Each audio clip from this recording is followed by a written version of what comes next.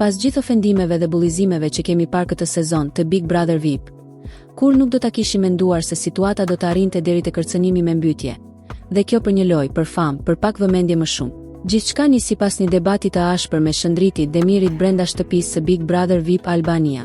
Në kulmin e përplasjes, Miri e kërcënoi hapur Shëndritin duke i thënë disa herë se do ta mbyste brenda shtëpisë. Fjalë të rënda të përsëritura pa asnjë tërheqje. Shëndriti ndonse përballë një deklarate kaq të fortë, u shfaq i qetë dhe i prerë.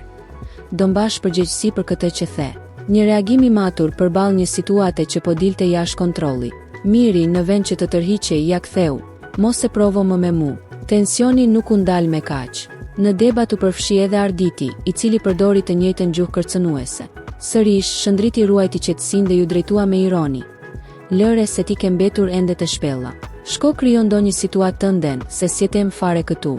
Ajo që pam ishte një përshkallëzim i frikshëm. Ky sezon po rezulton më kërcënuesi dhe më bullizuesi nga të gjithë sezonet e deritanishme. Nga ofendimet e vazhdueshme tek sulmet personale, e tani deri te kërcënimet për jetë, loja duket se ka humbur kufirin me spektaklit dhe rrezikut verbal. Edhe më shqetësuese është fakti se masat duken të vakta. Situata të tilla kalojnë shpesh sikur të ishin thjesht pjesë e skenarit, sikur kërcënimet e ishin batuta. Por kërcënimi me mbytje nuk është humor dhe as strategji loje. Në këtë mes është përfshirë edhe Monika Kryemadhi, e cila po e mbron Mirin me vendosmëri. Madje, Ledioni i ka theksuar se nuk e kishte mbrojtur me kaq forcë as Ilirin dikur. Një situatë që shton edhe më shumë pikpyetje mbi atë që po ndodh. Ironikisht, vetëm pak ditë më parë në shtëpi hyri për 3 ditë Luiz Eli, duke treguar se loja mund të bëhet me humor. Zgjuarsi dhe ironi pa kaluar në ofendime e kërcënime.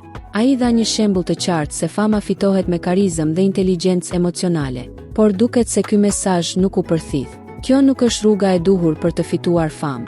Ofendimet, bullizimet dhe tani kërcënimet me mbytye nuk mund të normalizohen si lojë.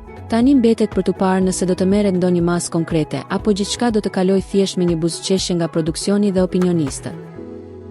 Faleminderit që qëndruat me ne deri në fund të videos. Mos harroni të abonoheni, ta pëlqeni dhe ta shpërndani me miqtë tuaj. Mbështetja juaj na motivon të sjellim për ju përmbajtje edhe më interesante. Faleminderit që jeni pjesë e kanalit ton.